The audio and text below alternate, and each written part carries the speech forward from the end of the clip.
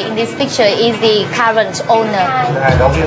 This family is famous for egg coffee. In Vietnamese, we call cà phê trứng, and trứng means egg.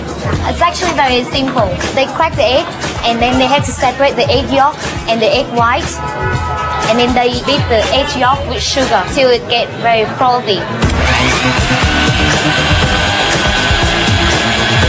They pour the mixture into a small cup like this, and then pour about 15 milliliters of strong coffee on top. Well, it's very rich. Actually, it's like coffee flavor tiramisu, just without the masala wine in it. I'm gonna tell you how to cross the street in Hanoi. Close your eyes and go.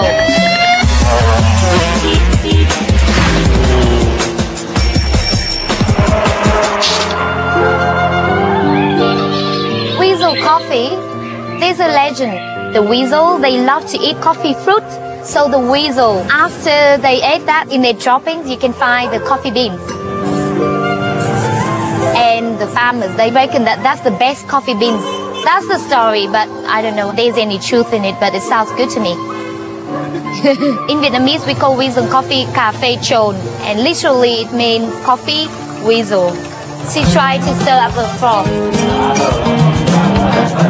The taste is even stronger than the normal coffee.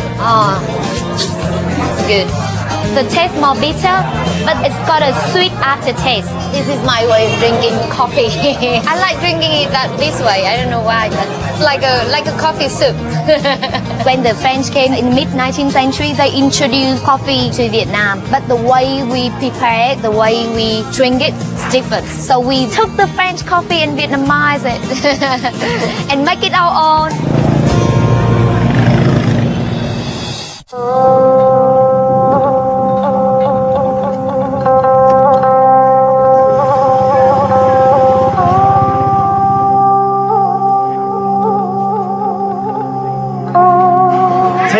Province has been making rice paper since the beginning of 20th century. The family has lived in Tây Ninh for 3 generations since the time of the eldest person's grandfather. Anh vừa nói đi, không sao đâu, mọi người ăn đi. Cháu.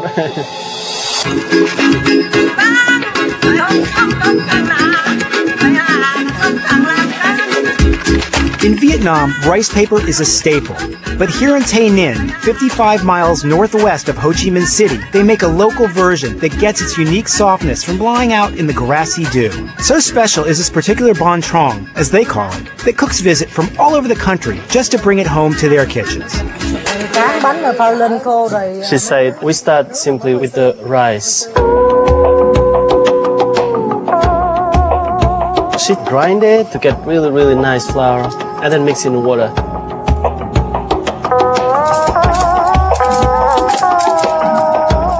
Mrs. Nam, she'll use a ladle and pour a nice mixture of rice flour and water on top of the cheesecloth. First layer, she'll let it stand there for about 5 seconds and then use the ladle again to pour the second layer on top of already steamed first layer.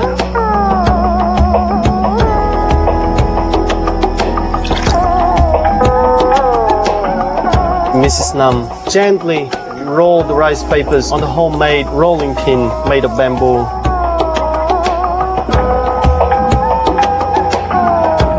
Mrs. Nam grew up with the rice paper, started making rice paper since she was very young. As the village people can remember, she's been doing it for at least 35 years now. Một ngày sẽ dạy em làm nghề này không? Bạn chưa nói. Nói biết giỏi.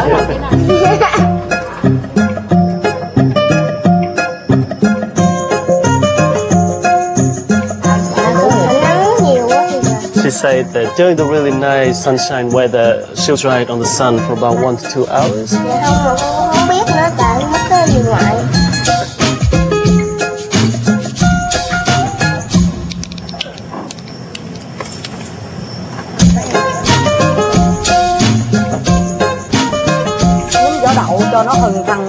When the rice paper get dried, they'll grill them. Flipping is quite important because it actually keeps the shape.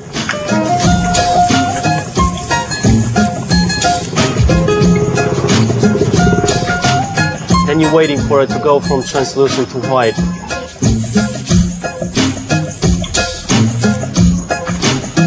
When it's white, it's done.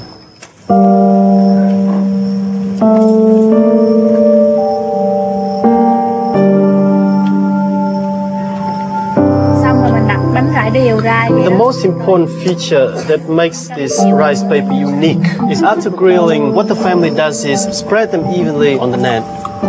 Placed just above the grass, it will absorb the evening dew and the smell of the grass itself.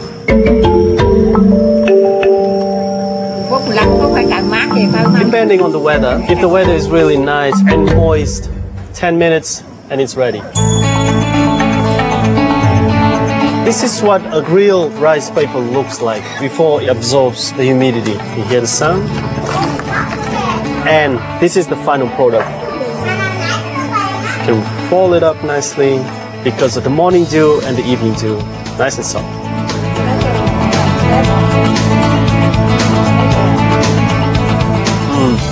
Yummy.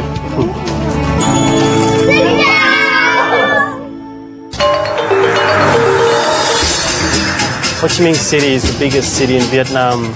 Before the American War, it was called Saigon. Our leader Ho Chi Minh, before he died in 1969, he had one wish, that Saigon would be liberated. The war ended in 1975, and the people of Vietnam renamed Saigon Ho Chi Minh City in his honor. We're here at Rex Royal Court Restaurant in the famous Rex Hotel in the middle of Saigon. Like Hanoi in the north, Ho Chi Minh City in the south offers authentic cuisine from many of the country's provinces.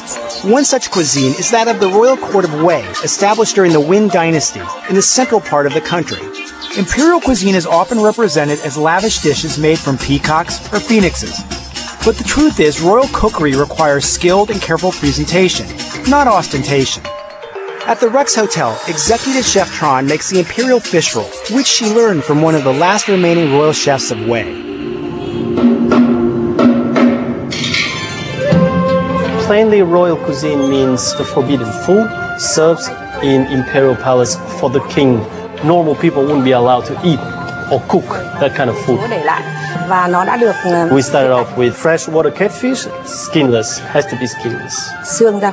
Royal cuisine has to be beautiful. It has to be eaten not only with your mouth, but also with your eyes, with your heart.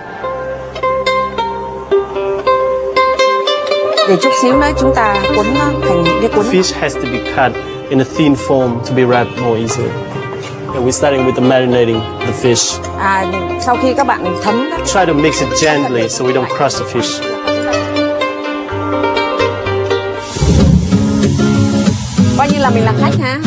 We'll start wrapping the fish now. It's a traditional Vietnamese rice paper. The Royal Court cuisine dates back to the Nguyen Dynasty, 1802 to 1945. The Nguyen Dynasty decided to establish a capital city in Hue, right in the middle of Vietnam. They were French ruled till Ho Chi Minh organized a whole democratic election in the country and started to wage war against French. That's when Nguyen Dynasty came to an end. During the process of on-the-job training as a professional cook, she started traveling to Hue in search of imperial palace chefs. During that process, she actually found a female cook that used to cook and serve for the queen. That's how she learned how to cook Hue food straight from that lady. That lady is about 90 years old now. Okay, so basically you just eat it plain like that. What you see on the plate, you have it like that. No dips, no sauce, no nothing. Pure imperial cuisine. As it's been marinated with garlic, a bit salty, a little bit sweet, and it's really crispy. You can feel it in your mouth.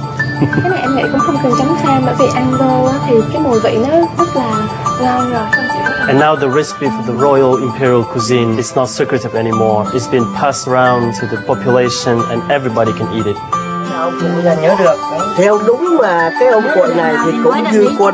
In Vietnam, there is a story that has been passed down from generation to generation about King Hùng the 17th. He was growing old and weary and wanted to pass his kingdom on to one of his many sons.